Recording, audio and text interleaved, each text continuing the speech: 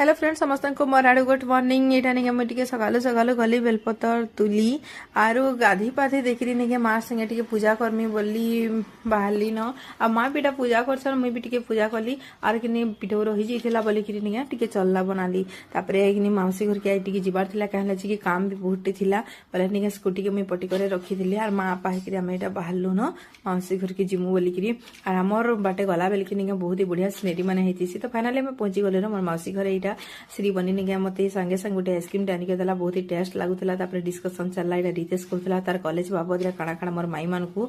आरु निके कहि सारला परे आमे एटा गलो लंच करी बहुत बढ़िया आइटम्स बनेतला मस्त लागुतला तापर श्री कला एटा बैठक की बढ़िया कला से आर आमे घर के बाहला वाले मोर मासी घर बरपाली रे आइसतिले तापर आमे घर के आसलु मोरा पाले रोटी खीर टे कली तापर मोर मार मीटा सजालु घर गुरा आउ दिन बेला तो किसी काम करी ना बार जेते होचे पूरा खरा जिना कहन आ फ्रेंड्स आज लगी हमर वीडियो अच्छी थिला रहली बाय बाय टेक केयर।